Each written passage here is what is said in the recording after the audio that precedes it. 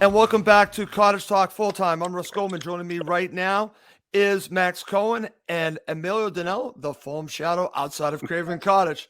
This is our initial reaction show to Fulham's 4-1 bounce back victory against QPR. And I'm going to go right to Emilio, who's outside of Craven Cottage, just to get your opening reactions. Emilio, I predicted 3-1. I said that it was going to be a bumpy ride. Emilio, I was wrong about the scoreline, but it was a little bit of a bumpy ride, but they got all 3 points and a convincing 4-1 victory. Do you think it was convincing? Absolutely. Before I talk about the game, just remind everyone watching, we are the Fulham family. Yeah, we're all together in this. Fans who don't like you, Fulham Football Club, stay away, please. We're all one family. We all want to stay together, and we love this club through good days and bad days. So that's my rant, my 10-second rant, Russ. So as far as I'm concerned, if you don't like it, stay away, guys. Okay, we don't need you. We don't want you part of this family. Anyway, that's my rant. So about the Fulham victory, pretty emphatic, to be honest. I think we had to bounce back after that Coventry debacle a couple of weeks ago. In a weird way, QPR did exactly the same as what we did. They collapsed the second half. That's right. In a weird way, but that was emphatic. And the only disappointment is we didn't win by a bigger margin. And that was my disappointment. We should have been 2 or 3 up by half time. Absolutely, Emilio. With that only 1 goal cushion, there's always a risk they're gonna get a chance, get a moment, which they did. But the way we responded after that, and the way we came back into the game, and the fact we could have scored even more goals after that was just a very emphatic performance. Good comeback, good recovery from the team. They wanted it right from the word go. Yep. Their whole team was up for that challenge. They got their bottoms kicked after their performance 2 weeks ago, and we saw that today. QPR had no response. The fact that they only lost 4-1 is flattering to QPR rather than to Fulham. So overall, very impressive performance. And other than the actual result itself, we'll talk about it shortly, but there'll be some other positives, around some of the individual performances, the lineup as well, some changes in that lineup as well, which was encouraged. But overall, a fortress performance. Okay, excellent. Over to you, Max. I asked you before the show, is it Mad Max or Optimist Max? I know you were mad after the last match. I was mad too. Give me your opening thoughts on the match. Yeah, definitely Optimist Max. I just love beating QPR. And today was a perfect way to do it. I think they came back. They had a lot of false hope. We're getting pretty happy in the way end, and then we shut that down very quickly. Yeah. And honestly, Emilio said it could have been 5 or 6 with some better finishing. So it was just a thrashing. And I love to see that, this team faced adversity today. QPR looked like they are in the ascendancy after Dyke scored. And we came back from that in a way I really haven't seen in a long time from Fulham, considering what happened, before the international break and other matches when we've gone behind or even been pegged back. We thought the team just wilted. But today, Mitrovic showed why he's the best goal scorer, I think, in recent championship history. Cabana really impressed me. Robinson was fantastic off the bench. A lot of really great performers there. And, they needed a response, and we got one 100%. And again, good. Listen, against a team who was right below us in the table. Right. QPR side had a good start to the season. We need to bounce back into playoff contender. We did that. Okay, excellent. And my opening thoughts really, again, it goes to what Emilio said at the beginning of the match. Listen, I talk about this a lot on my other show, that we don't marginalize victories. If it's a victory, we call it a victory. If it's a loss, it's a loss. So it's a victory. But if I'm going to be completely honest with you, it was a convincing victory in the second half, but it was disappointing. As Emilio said, I'm thinking, how the hell are we only up 1-0 at the half? So that is a talking point that we can talk about. Well, I'll also mention that to Giannis when we do the post-match show on Monday. But that's a disappointing part, is that for some reason they could not get that second goal, Emilio. So let's just get right into it. Let's talk about the goal from Mitro early on in the first half, and then what you saw after that, because, again, it was a positive how Fulham started. They just could not get that second goal. Yeah, and I'm thinking that first goal, I think it's, Mitrovic, you can clearly say he was up for the game, to be honest. Absolutely. He's been pretty ruthless this season, in front of goal. And maybe in hindsight, maybe he should have had a few more goals. He's had some good finishing, and that first goal was great. Great cross from Dennis Odoi. I'm going to give him a shout out. I thought, excellent cross. Missed passing that led to QPR's goal. Dennis had a steady game, had a very solid game, and he got an assist there. So I'm very pleased for him. And I don't think Mitrovic had the right to score that goal there, to be totally honest. It was the other side of the pitch for me, but the way he took that down, and the ball was sort of behind him, but the way he just got his fantastic foot with that power, bottom corner, emphatic. That was a true, you could argue, a world-class finish. You know, Okay.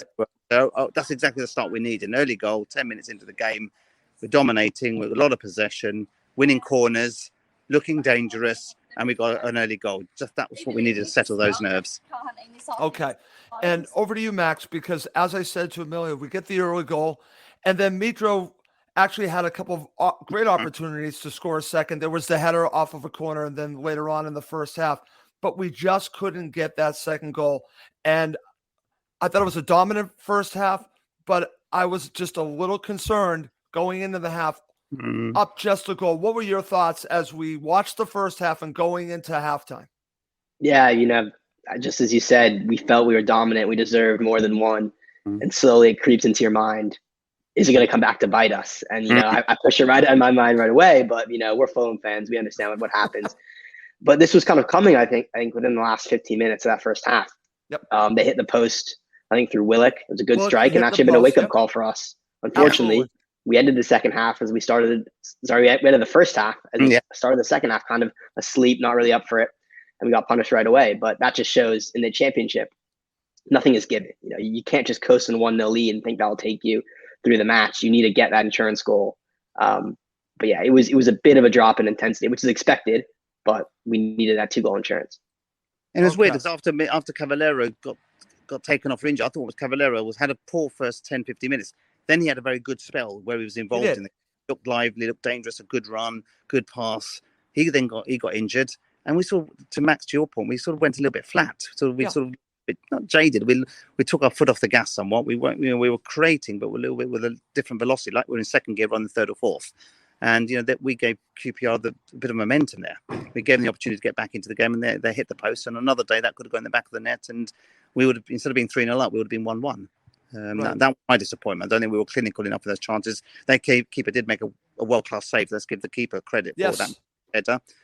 Top draw save. But overall, I think we could have been a little bit more clinical. There was another deflection, another shot that was deflected and went over for a corner. Yep.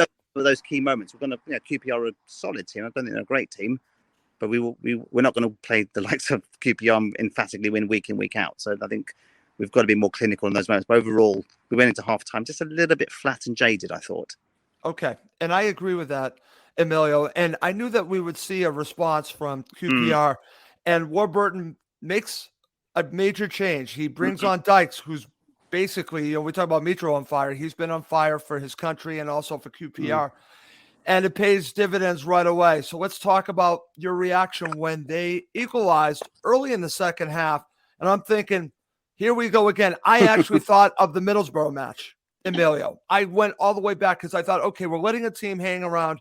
Here we go again. I know it was earlier in the second half compared to late on against Middlesbrough, but it had that feel of that Middlesbrough match to me. Yeah.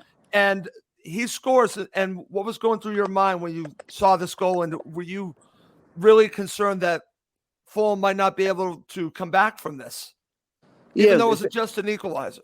Yeah, a bit like yourself. It felt like a sucker punch, rather than being like, we get those sucker punches late on in the game. And this gave us, there was still hope. There was still plenty of time to turn the screw on again and actually, turn that game around. But it was here we go again.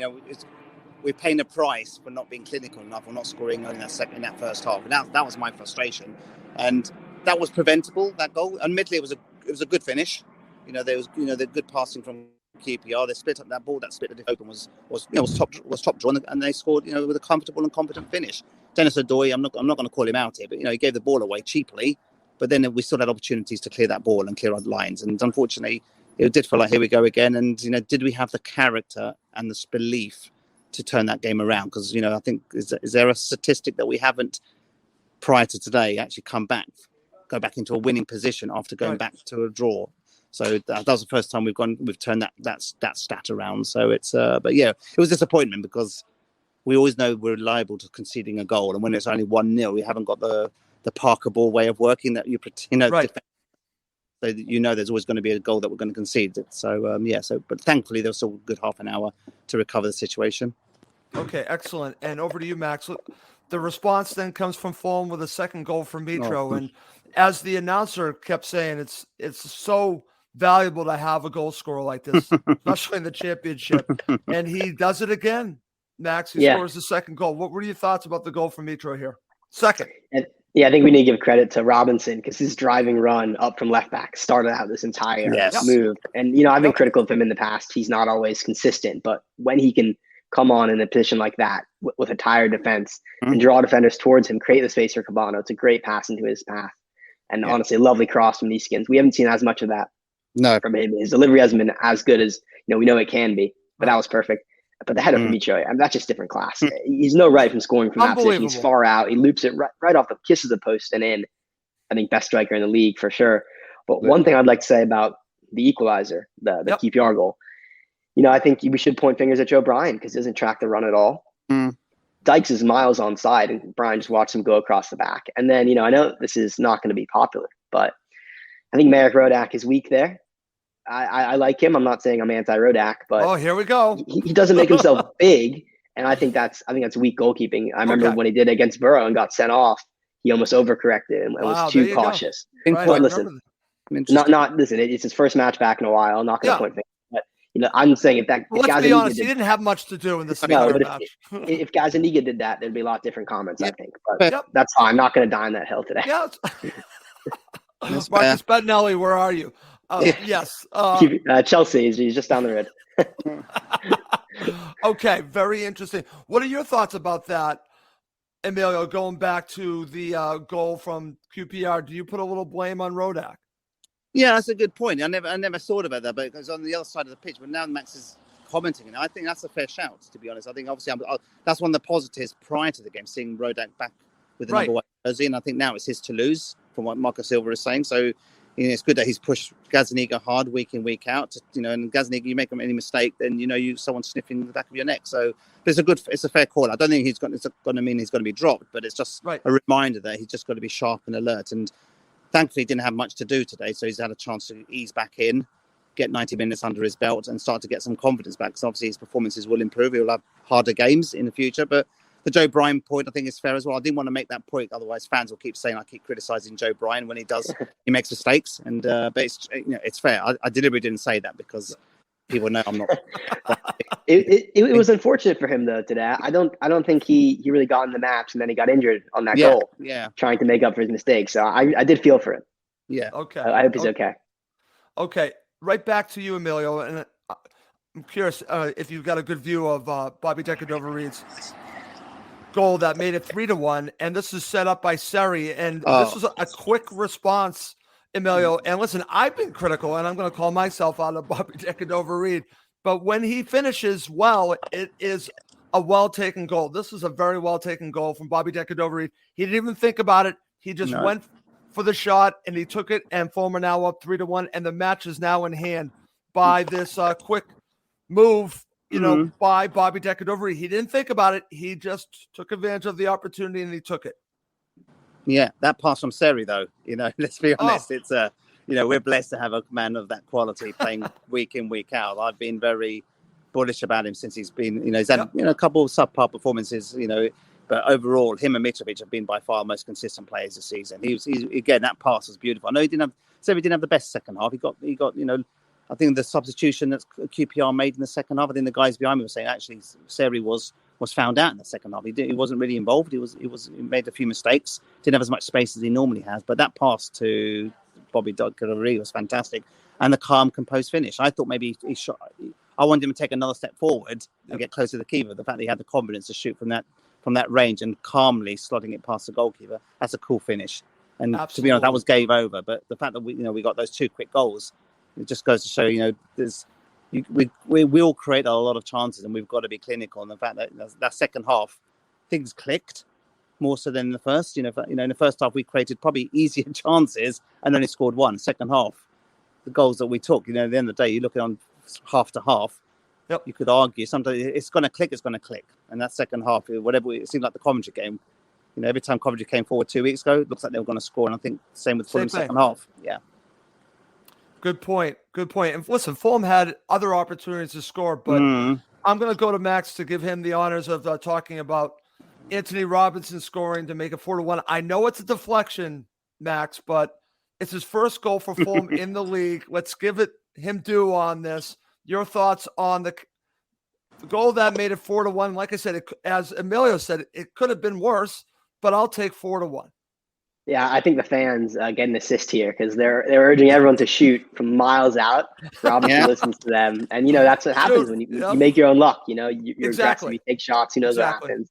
It's a team like QPR; they might turn it in their own net, like they did. So that was great to see. I think he's expecting a baby on the way, and he just had a really good performance for the US. So a big week for Anthony Robinson. Mhm. And I think this really cements his place in the starting 11 for me. It was just night and day when Brian went off. And again, this is not a knock on Brian, but I just think Right. Robinson offers something different.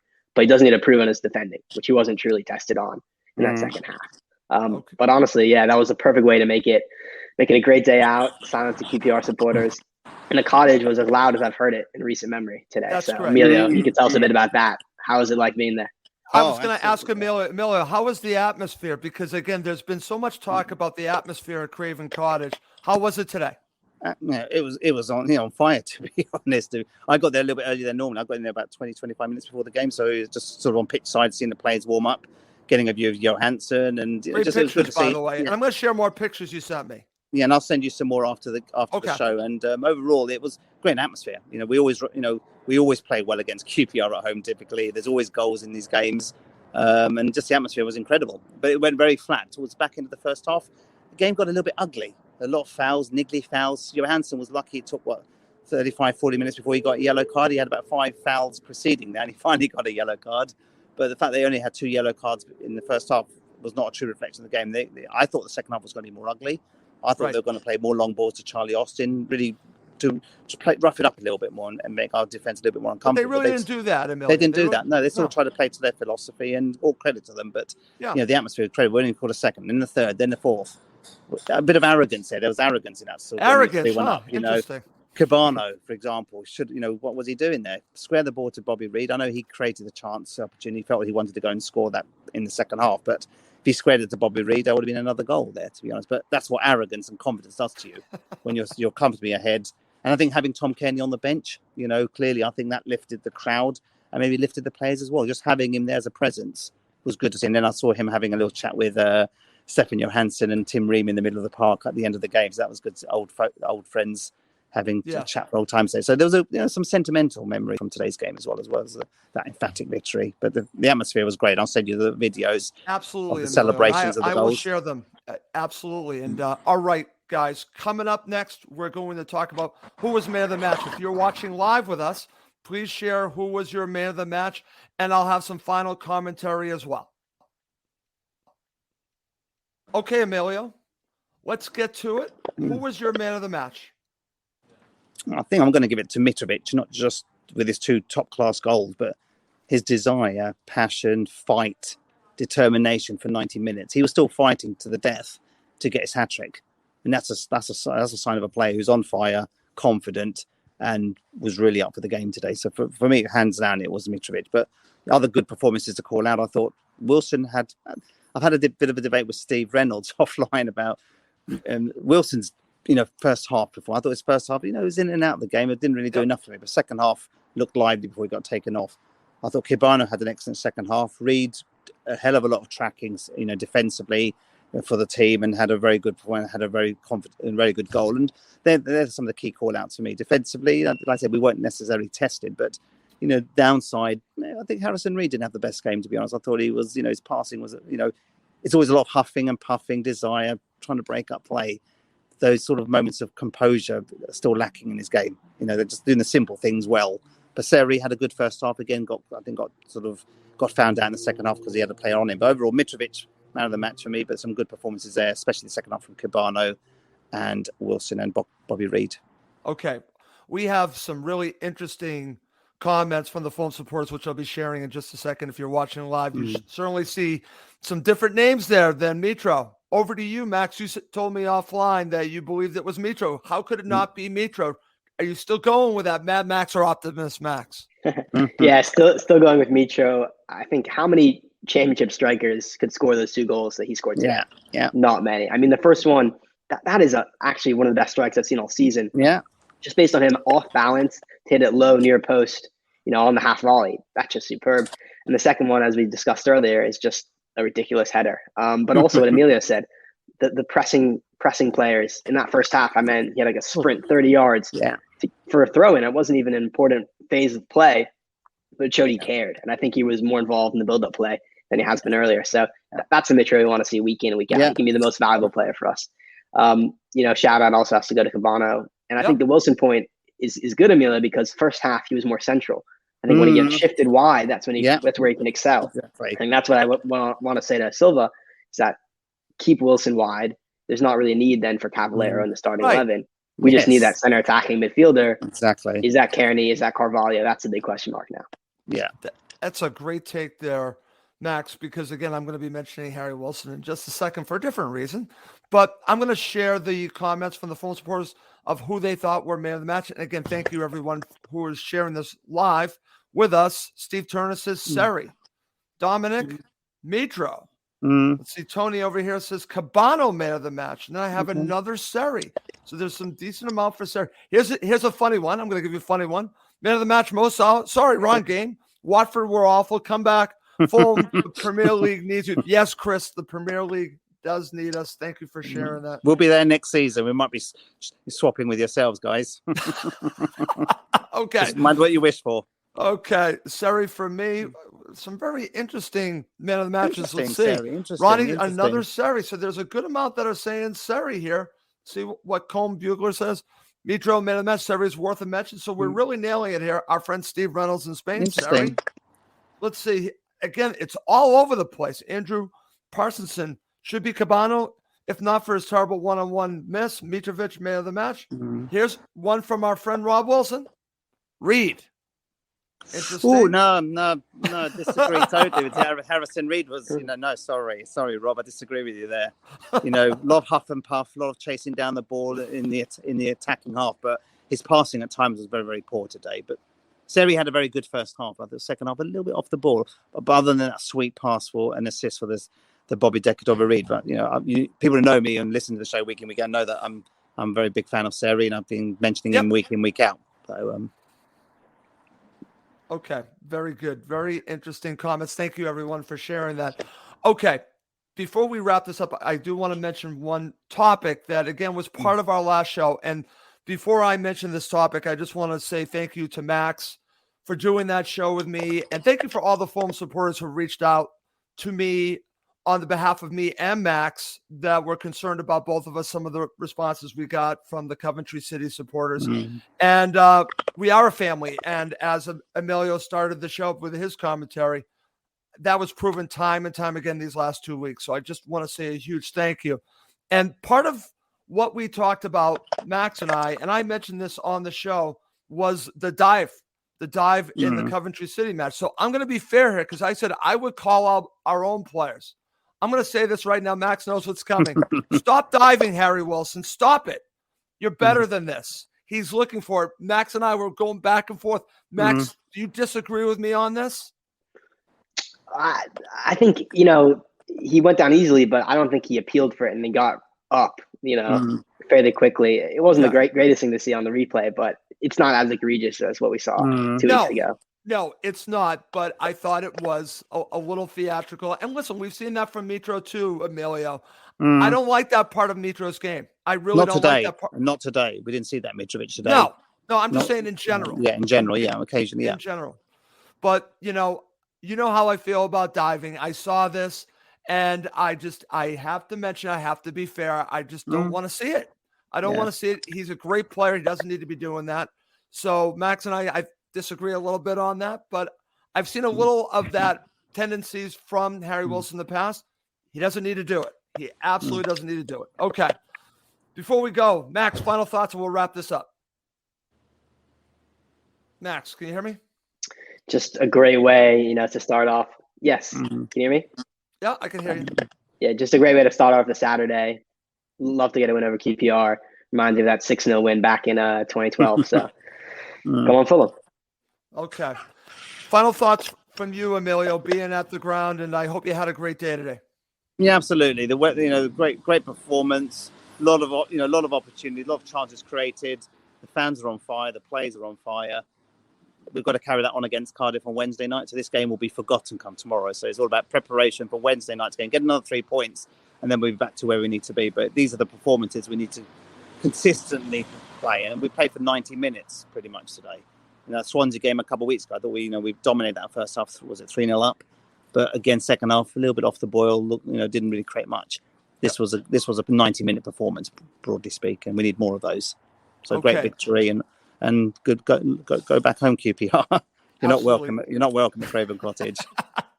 Okay, one final comment on a funny note.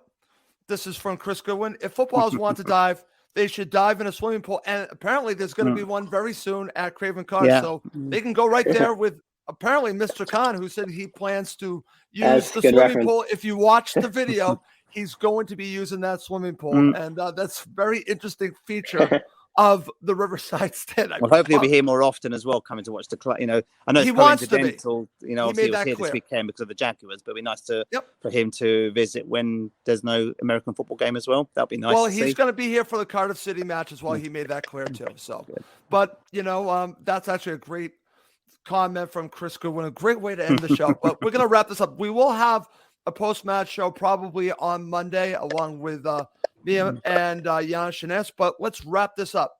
For Mad Max, who today is Optimus Max, and the Fulham Shadow, who is outside of Craven Cottage, that's Emilio Di Nello. I'm Russ Cohen. Thank you as always for watching and listening to Cottage Talk.